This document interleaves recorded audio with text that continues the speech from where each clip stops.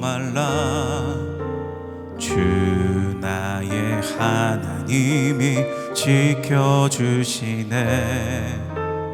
놀라지 마라, 겁내지 마라. 주님 나를 지켜주시네. 내 맘이 힘에 겨워 지칠지라도 주님 나를 지켜주시네. 세상에 험한 풍파 몰아칠 때도 주님 나를 지켜주시네.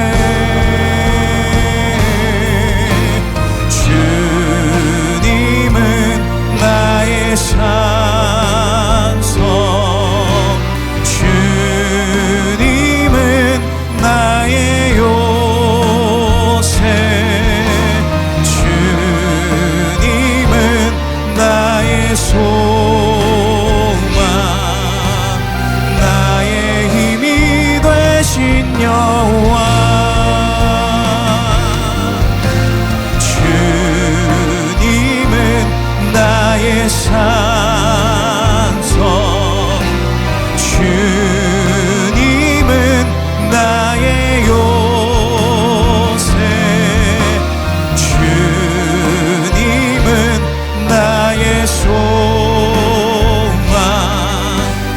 나의 힘이 되신 여호와.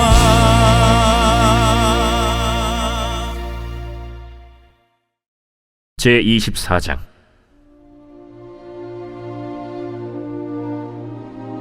아브라함이 나이가 많아 늙었고 여호와께서 그에게 범사의 복을 주셨더라. 아브라함이 자기 집 모든 소유를 맡은 늙은 종에게 이르되, 청하건대 내 허벅지 밑에 내 손을 넣어라. 내가 너에게 하늘의 하나님 땅의 하나님이신 여호와를 가리켜 맹세하게 하노니, 너는 내가 거주하는 이 지방 가나안 족속의 딸 중에서 내 아들을 위하여 아내를 택하지 말고 내 고향 내 족속에게로 가서 내 아들 이삭을 위하여 아내를 택하라. 종이 이르되, 여자가 나를 따라 이 땅으로 오려고 하지 아니하거든. 내가 주인의 아들을 주인이 나오신 땅으로 인도하여 돌아가리이까.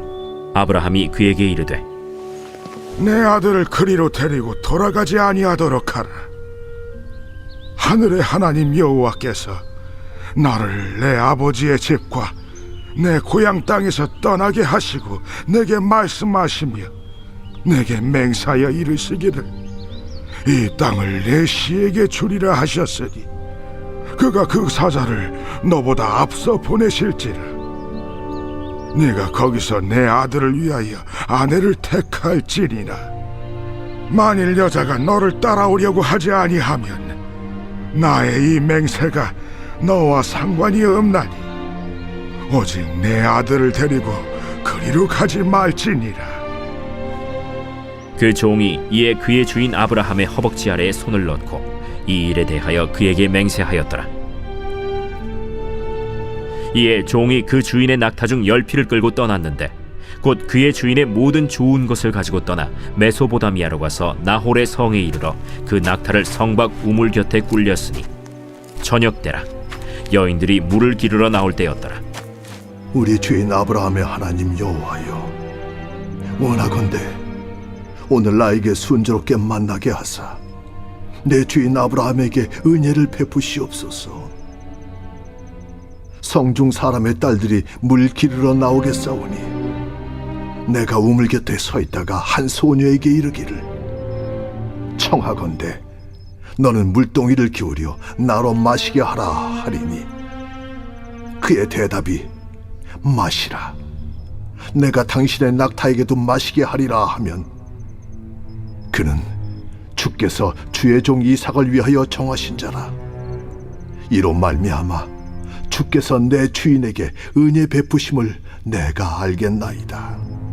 말을 마치기도 전에 리브가가 물동이를 어깨에 메고 나오니 그는 아브라함의 동생 나홀의 아내 밀가의 아들 브두엘의 소생이라. 그 소녀는 보기에 심히 아리답고 지금까지 남자가 가까이 하지 아니한 처녀더라. 그가 우물로 내려가서 물을 그 물동이에 채워가지고 올라오는지라 종이 마주 달려가서 이르되 청하건대 네 물동이의 물을 내게 조금 마시게 하라. 내 주여, 마시소서.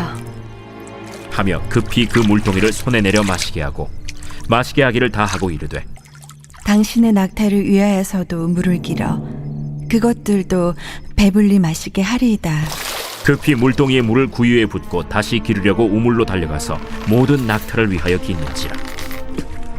그 사람이 그를 묵묵히 주목하며 여호와께서 과연 평탄한 길을 주신 여부를 알고자 하더니 낙타가 마시기를 다하매 그가 반세겔 무게의 금코걸이 1개와 10세겔 무게의 금 손목고리 1쌍을 그에게 주며 내가 누구의 딸이냐? 청하건대 내게 말하라. 내 아버지의 집에 우리가 유숙할 곳이 있느냐? 나는 밀가가 나홀에게서 낳은 아들 부두엘의 딸이니이다. 우리에게 집과 사료가 족하며 유숙할 곳도 있나이다. 이에 그 사람이 머리를 숙여 여호와께 경배하고 나의 주인 아브라함의 하나님 여호와를 찬송하나이다. 나의 주인에게 주의 사랑과 성실을 그치지 아니하셨사오며 여호와께서 길에서 나를 인도하사 내 주인의 동생 집에 이르게 하셨나이다. 우리 성도님들 생각하시기에 내 인생에 있어 가장 돌아가고 싶은 믿음의 절정이라고 부를 수 있는 시기가 있었다면 그때가 언제였습니까? 그때가 언제였건 현재 지금이다 라고 말씀하실 수 있는 분들은 그리 많지 않으실 것입니다. 아마도 우리 주님을 향한 현재의 사랑과 믿음이 이전 같지 못하다, 많이 쇠하였다라고 느끼고 있는 이유일 것입니다. 세월이 흐르면 흐를수록 우리가 이 세상에서 살고 있다 보니까 상처받고 실망하는 일들이 점점 많아지고 그것이 누적되지요. 또 왜 기력은 이전만 못하는지, 왜 계속해서 몸은 이렇게 아파오는지, 그야말로 몸과 함께 마음도 약해져만 가고 거기에 믿음도 함께 쇠하여져만 가는 것을 경험하게 되는 것이지요. 그러나 오늘 말씀 속 오랜 시간이 흘렀음에도 그 믿음이 쇠하지 않고 오히려 무르익은 절정을 보여주는 한 사람이 우리 앞에 그 모습을 드러내고 있습니다. 그 사람은 바로 아브라함입니다. 오늘 그의 마지막 이야기를 통해 우리 또한 쇠하여져만 가는 믿음에서 벗어나 세월이 흐를수록 더 무르익는 절정의 믿음을 소유하는 더사랑의 교회 성도 우리 모두가 되시기를 주님의 이름으로 축복합니다.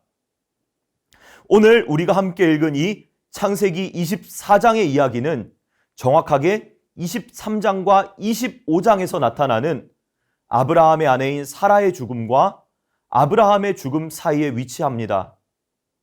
그러니 오늘 이 창세기 24장에 나타나는 이삭의 아내, 즉 며느리를 맞이하는 이 일이 아브라함에게 있어 마지막 사명과도 같은 일이었기에 굉장히 중요합니다. 그렇다면 왜 그토록 이삭의 아내, 며느리를 맞이하는 일이 중요했을까요? 그것은 하나님께서 아브라함의 후손, 그의 씨에게 약속의 그 땅을 주시겠다라고 말씀하셨기 때문입니다. 자, 그런데 오늘 이 중요한 이야기가 시작되는 순간 성경은 아브라함을 이렇게 평가합니다. 창세기 24장 1절의 말씀입니다. 아브라함이 나이가 많아 늙었고 여호와께서 그에게 범사에 복을 주셨더라. 우리가 아브라함의 인생을 생각해 볼 때에 무언가 좋았던 부분들만 기억하고 있다 보니 그의 인생이 복받은 인생이었다라고 이렇게 평가를 합니다. 그러나 우리가 아브라함의 삶을 생각해 보았을 때, 세상의 기준으로 그의 삶을 들여다보았을 때 그의 인생은 결코 복을 받았다 말하기가 어려운 인생이었습니다.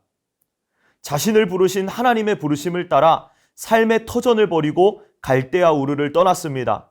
그리고 약속의 땅에 드디어 도착했지만 그 땅은 가뭄으로 인해서 사람이 살기 어려운 땅이었지요. 그래서 결국 애굽으로 가게 되었는데 거기에서 목숨이 위태롭게 되고 아내를 잃을 뻔하는 일이 발생하지요. 또 누구나 어렵지 않게 얻을 그 자식을 100세나 되어서야만 가질 수 있었고 그렇게 얻은 자식을 번제물로 바쳐야 하는 시험을 받아야만 했습니다. 그러니 얼마나 그 인생이 고단한 비극적인 인생이었습니까? 그럼에도 창세기 저자는 하나님의 관점에서 그는 복받은 자였다라고 평가하는 것을 우리는 보게 됩니다. 이러한 관점에서 메시아로 이 땅에 오셨던 예수님 또한 마찬가지였습니다. 그분의 인생 또한 굉장히 비극적이었다 말할 수 있습니다.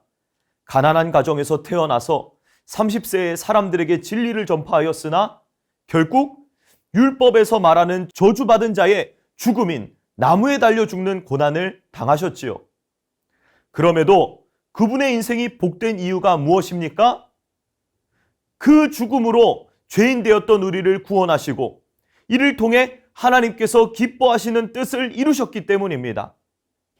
그리고 그러한 인생을 사셨던 예수님께서는 당신의 제자들을 향하여 말씀하셨지요. 심령이 가난한 자는 복이 있나니 천국이 그들의 것이며 애통하는 자는 복이 있나니 그들이 위로를 받을 것이며. 사랑하는 성도님들, 우리들의 인생 또한 그렇습니다.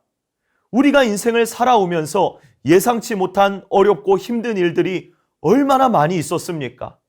때로는 더 이상 견디는 것은 어렵겠다, 여기까지겠다 느끼는 순간들도 많이 있었을 것입니다.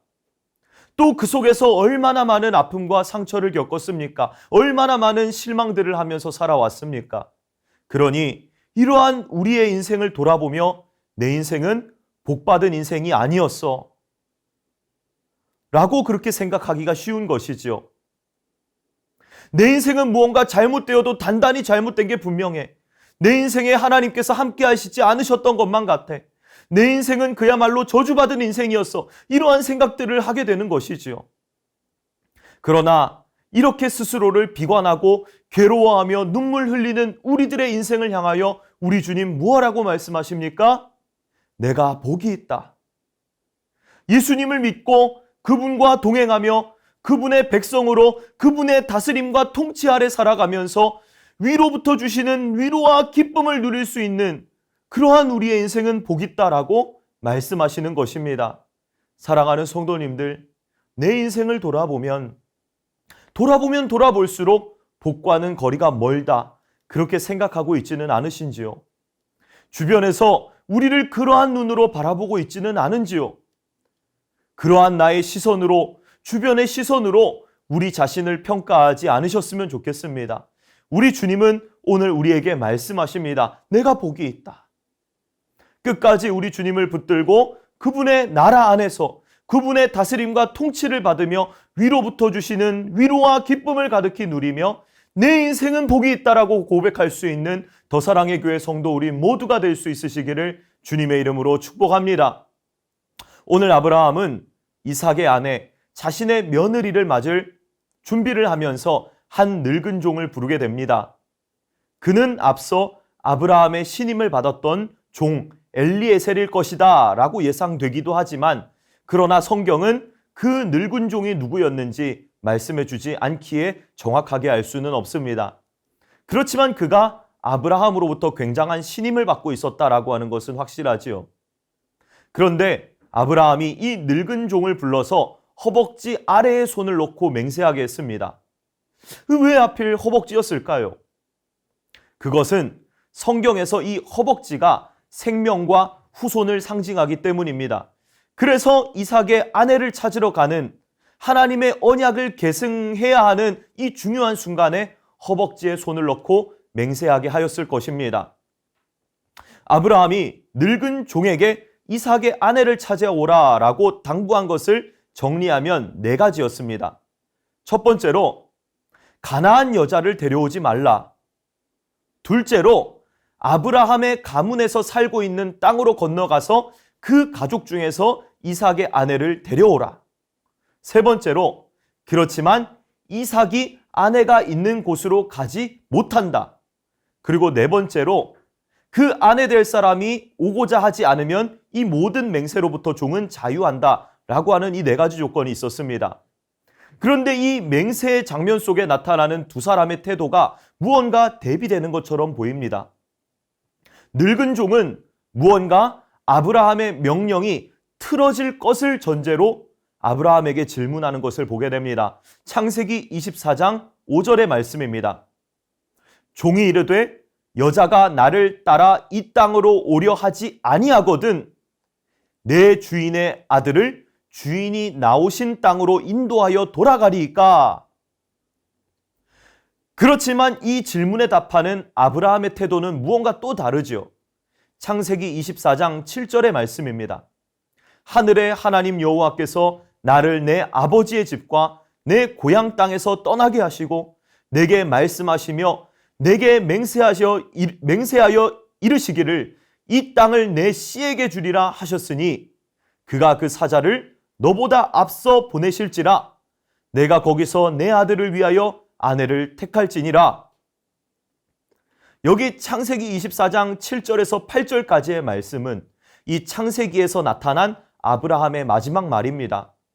그런데 그 말을 자세히 들여다보면 그 속에서 하나님과의 그분의 약속에 대한 전적인 신뢰가 녹아있다라고 하는 것을 우리는 볼 수 있습니다. 즉, 이 일이 막힘없이 약속대로 이루어질 것임을 확신하고 있는 것이지요. 아브라함의 말을 들어보면 이렇습니다. 하나님께서 나를 고향 땅에서 떠나게 하시고 가나안 이 땅을 내 후손에게 주리라고 약속하셨으니까 이 약속을 이루기 위해서 하나님의 사자를 보내셔서 이삭의 아내를 준비시켜 놓으실 것이다. 우리가 앞서 1절의 말씀에서 살펴본 바와 같이 아브라함은 나이가 많아 늙었습니다. 그 몸은 노쇠하였지만 이 본절에서 확인한 바와 같이 하나님을 향한 그의 마음과 믿음은 결코 쇠하지가 않았습니다. 오히려 그 어느 때보다도 더 끈끈하고 강력한 무르익은 절정의 모습을 보여주고 있습니다. 그런데 아브라함이 어떻게 이러한 믿음을 가질 수 있었을까요? 아브라함이 대단해서가 아닙니다. 바로 하나님께서 그의 인생 가운데 약속의 신실하심을 드러내 보여주셨기 때문입니다. 아브라함의 인생에서 하나님의 약속이 무너질 위기에 처했던 일들이 너무나도 많이 있었습니다. 기근이 든 가나안 땅을 버리고 애굽으로 내려갔을 때도, 애굽에서 자신의 아내 사라를 누이로 속여서 바로에게 보냈을 때에도, 아브라함이 나이가 많아 늙었고 아내 사라도 늙어서 생리가 끊어졌던 때에도, 또다시 그랄 왕 아비멜렉에게 아내 사라를 누이라고 속여서 보냈을 때에도, 물론 하나님의 의도적인 시험이었지만 그럼에도 100살에 겨우 얻은 아들 이삭을 번제로 드리라고 하셨을 때에도, 그러나 하나님께서는 아브라함을 처음 부르셨을 때 하셨던 그 약속을 지키기 위하여서 열심히 일하셨습니다. 그러니 이러한 하나님의 일하심을 경험하였던 지난 날들을 기억하면서 아브라함은 그 마지막 순간까지도 절정의 믿음을 소유할 수 있었던 것이었지요. 사랑하는 성도님들, 오늘날 우리들의 모습은 어떻습니까? 우리의 믿음은 세월과 함께 쇠하고 있습니까? 아니면 오늘 아브라함과 같이 세월이 흐르면 흐를수록 그 믿음이 절정을 향하여 달려가고 있습니까? 반드시 후자이셨으면 좋겠습니다. 우리가 지나온 세월을 돌아보면서 깊이 곱씹어 보면 하나님께서 약속의 말씀을 이루시기 위하여 얼마나 우리를 향하여 신실하게 일하셨습니까? 우리의 믿음을 지키시고 보호하시면서 여기까지 인도하여 주셨습니다. 때로는 우리의 철없는 기도에 응답해 주시기도 하시고 우리의 가장 어려운 순간에 지혜와 힘과 능력이 되어 주시기도 하시고 또 때로는 생각하지도 못했던 길로 생각하지 않은 방식으로 역사하셨던 순간들도 많이 있었습니다. 지난 세월 하나님을 향한 우리의 믿음과 사랑에는 참 변덕이 많았습니다. 그러나 우리를 향한 하나님의 사랑은 참 한결과 같이 신실하셨습니다. 우리에게는 미쁨이 없었지만 언제나 하나님은 미쁘신 분으로 우리의 곁을 지켜오셨습니다. 그러므로 우리는 확신할 수 있습니다. 지금까지 변함없는 사랑으로 신실하게 우리를 붙드셨던 그 하나님께서 앞으로도 변함없는 사랑으로 신실하게 우리를 붙드시고 역사하실 것이다 라고 하는 사실을 말입니다.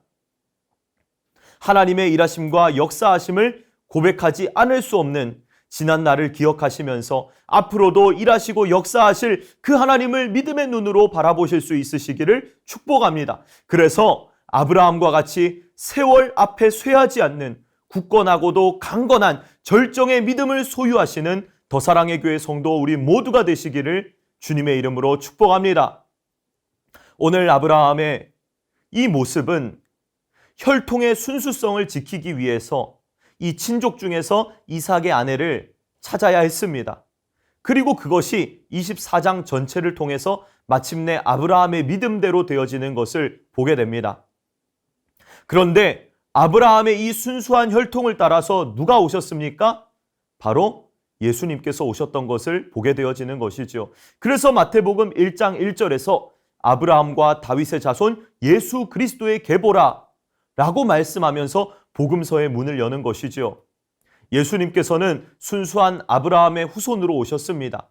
그리고 죄 가운데 놓인 우리를 대신하여 십자가에서 죽으심으로 예수님을 믿는 우리 모두를 하나님의 자녀로 삼으셨고 믿음으로 아브라함의 후손이 되게 하셨습니다. 갈라디아서 3장 6절에서 7절까지의 말씀입니다. 아브라함이 하나님을 믿음에 그것을 그에게 의로 정하셨다 함과 같으니라. 그런즉 믿음으로 말미암은 자들은 아브라함의 자손인 줄을 알지어다. 그러므로 사랑하는 성도님들, 오늘 우리가 함께 살펴본 이 창세기 24장의 이야기를 우리는 단지 대단했던 믿음의 사람 아브라함의 이야기로 끝맺어서는 안 됩니다. 우리 또한 그의 후손으로 그의 믿음이 오늘날 우리에게까지 잘 이어지고 있는지 점검해 보아야 합니다. 오늘날 우리는 대부분 믿음이 쇠하여지고 있다고 느낄 것입니다. 왜 이같이 쇠하여졌습니까? 우리의 믿음이 이같이 쇠하여진 것은 단지 흐르는 세월과 환경 때문만은 아닐 것입니다. 우리가 하나님이 아닌 다른 것들을 붙들고 있기 때문일 것입니다. 가령 돈이나 사회적인 지위, 눈에 보이는 상황이나 환경, 사람이나 자기 자신의 경험과 지혜와 힘과 능력 등 그러한 것들을 붙들고 있기에 우리의 믿음을 날로 쇠하여지고 있는 것이지요. 사랑하는 성도님들, 지금까지 우리를 붙드시고 인도하셨던 하나님께서 앞으로도 동일하게 우리를 붙드시고 인도하실 것입니다. 그러므로 지나온 날들을 기억하시면서 하나님의 약속을 붙들고 그분을 신뢰하시기를 바랍니다. 그래서 아브라함과 같이 세월 앞에서도 쇠하지 않는 믿음, 오히려 세월 속에 더 무르익는 믿음으로 끝까지 주님을 붙드는 더 사랑의 교회 성도 우리 모두가 되시기를 주님의 이름으로 축복합니다. 주신 말씀을 기억하며 함께 기도 제목을 읽고 기도하도록 하겠습니다. 세상의 기준이 아니라 하나님 나라의 관점으로 내 인생을 바라보게 하시고 어떤 상황 속에서도 주님 안에 있는 삶이 참으로 복된 인생임을 믿고 고백하게 하소서. 아멘. 지나온 삶 속에서 역사하신 하나님의 신실하심을 기억하게 하시고 앞으로도 동일하게 일하실 하나님을 신뢰함으로 세월이 흐를수록 더욱 굳건하고 무르익는 믿음을 갖게 하소서. 아멘. 하나님이 아닌 다른 것들을 붙들고 살아가는 삶에서 돌이키게 하시고 오직 주님만을 붙들어 믿음이 쇠하지 않고 끝까지 주님을 따라가는 삶을 살게 하소서. 아멘. 기도하겠습니다.